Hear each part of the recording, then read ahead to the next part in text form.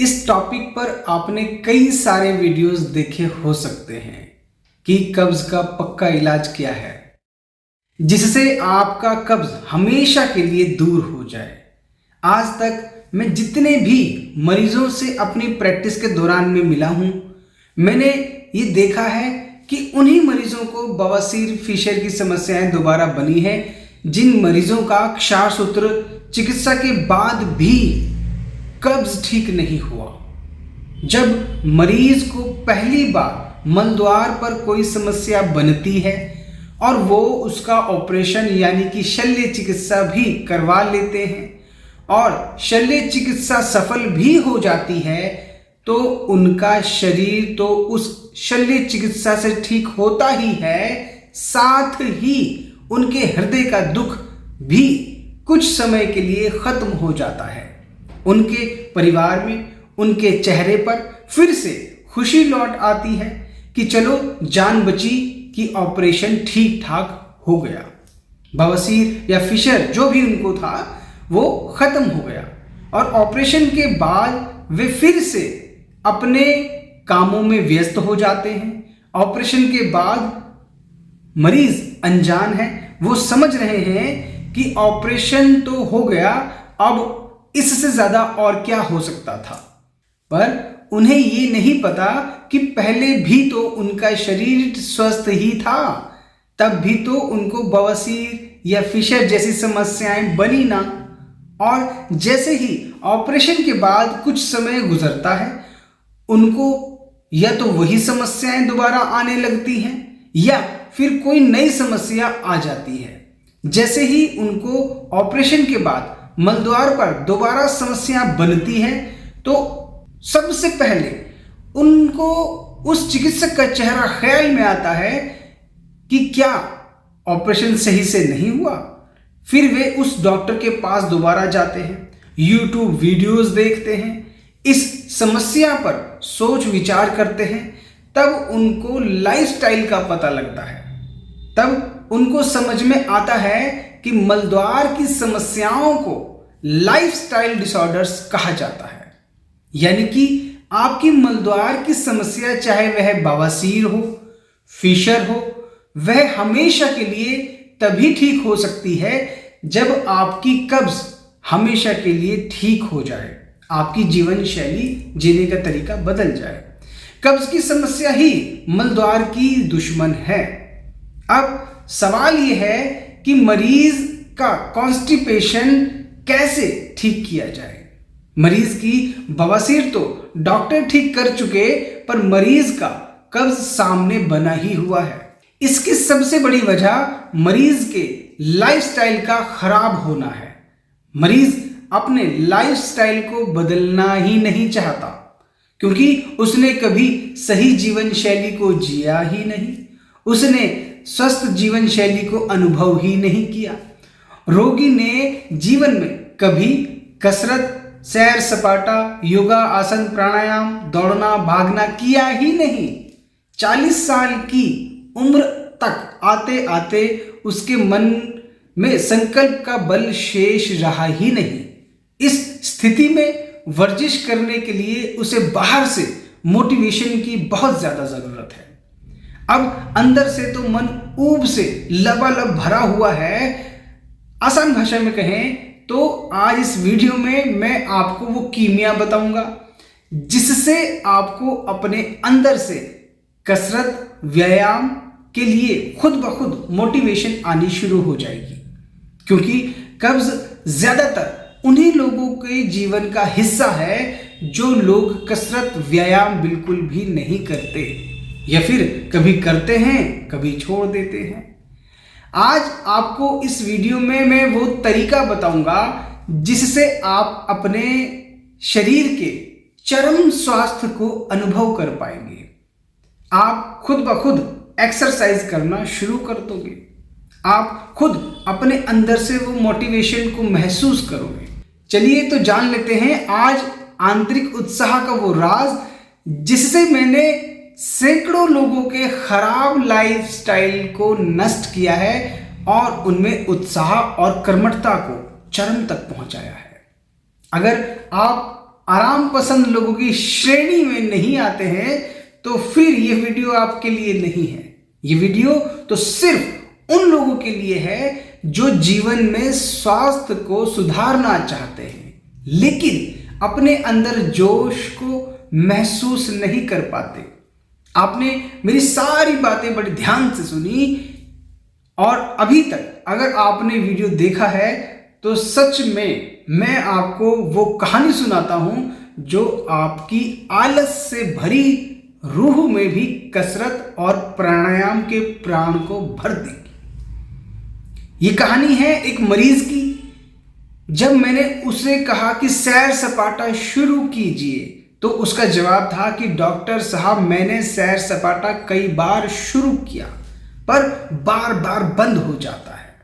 यहां तक कि अपने आप को जैसे तैसे बिस्तर से उठाकर खींचकर पार्क तक जिम तक भी ले गया पर 2-3 दिन से ज्यादा मैं कसरत न कर सका।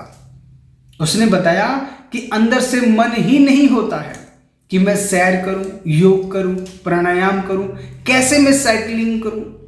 इसके अलावा आलस से जुड़े 2-3 मुद्दों पर मेरी उनसे बातें हुई। मैंने उनके मन की आंतरिक स्थिति को समझा तो मैंने ये जाना कि ये आदमी तो अंदर से बिल्कुल ही आस छोड़ चुका है और नकारात्मकता की खाई में जीने का आदी हो चुका है। अब मैं आपको वो तरीका बता रहा हूं जो बताने के लिए मैंने ये वीडियो बनाया है। मैंने उनको सलाह दी कि आप इस तरह से जीवन में कभी भी कसरत नहीं कर पाएंगे। जीवन की अंतिम सांस चली जाएगी लेकिन इस मानसिकता के साथ आप कसरत तो क्या बैठकर प्राणायाम तक भी नहीं कर सकते। अब मैंने जो उनको बताया आप ध्यान से सुनिए और कीजिए। फ्रेंड्स, आपने कसरत बिल्कुल भी नहीं करनी है। जी हां, सही सुना आपने तो बस माय फ्रेंड्स कसरत को देखना है। शुरुआत में आपने अपने मोबाइल पर रोजाना योग के 20 मिनट लंबे, 30 मिनट लंबे वीडियोस देखने हैं। सिर्फ आपने योग के, प्राणायाम के रोज नए नए वीडियोस सिर्फ देखने हैं। बस इतना काम आपको करना है कि आपने रोजाना जब भी आपको समय लगे आप योग प्राणायाम के वीडियोस देखो। योग कैसे करते हैं उसको सिर्फ और सिर्फ देखो। बस योग के वीडियोस देखो और फिर देखो क्या होता है।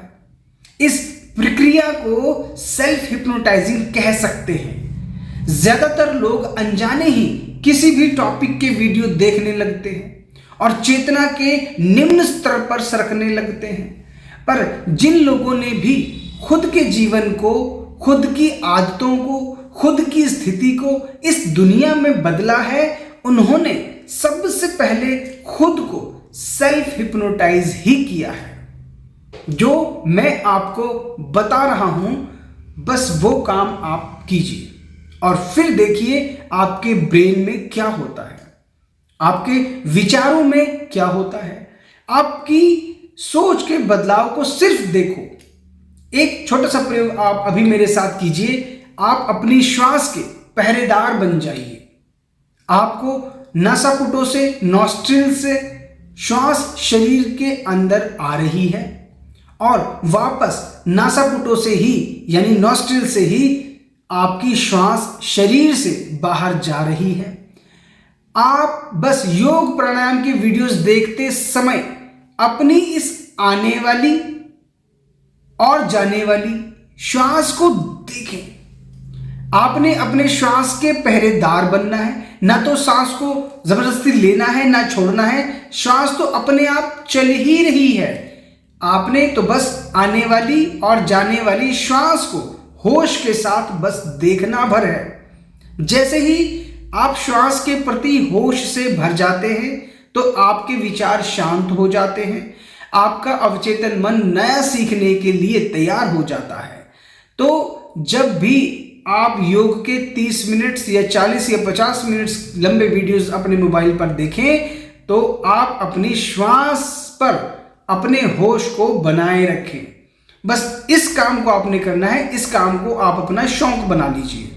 आज आपने जीवन में आप वही सब कर रहे हैं जो आपने कहीं सुना है या कहीं देखा है।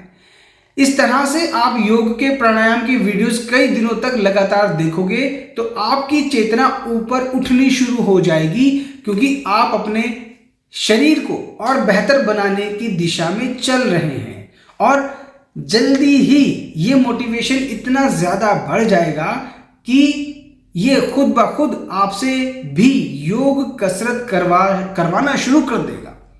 हो सकता है इस बारे में सुनकर आपका मन कहे कि आपके घर में कसरत करने की जगह नहीं है, या आपका मन कहे कि आपके घर के आसपास में पार्क नहीं है।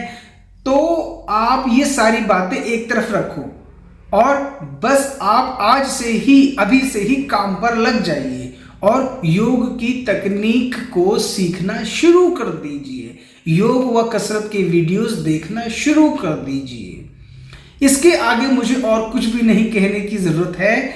जब आप कसरत के वीडियोस देखते जाओगे तो आपको खुद ब खुद अंदर से ही मोटिवेशन आने लगेगी। आपको पहले अपना मन बदलना होगा। जब मन बदल जाएगा तो शरीर अपने आप ही स्वस्थ हो जाएगा। जब आपकी कसरत शुरू हो जाएगी तो आपकी कॉन्स्टिपेशन तो बहुत छोटी सी बात है, आपकी बड़ी से बड़ी समस्या भी शरीर में रुक नहीं पाएगी। अंत में आप सभी का बहुत बहुत धन्यवाद। मेरे इस वीडियो को देखकर अगर एक इंसान भी अपनी दिनचर्या को बदल लेता है तो मेरा इस वीडियो को बनाने का उद्देश्य पूरा हो गया। अगर एक मरीज ने भी अपने को इस तरीके से स्वस्थ बना लिया, योग प्राणायाम आसन सैर सपाटा शुरू कर दिया, अगर एक मरीज की कब्ज भी इस तरीके से हमेशा के लिए ठीक हो गई तो मेरे इस वीडियो को बनाने की मंशा सफल हो गई। अंत में आप सभी का बहुत बहुत धन्यवाद। पाइल्स आयुर्वेदा हॉस्पिटल से संपर्क करने के लिए 9988 788 433 नंबर पर व्हाट्सएप कीजिए।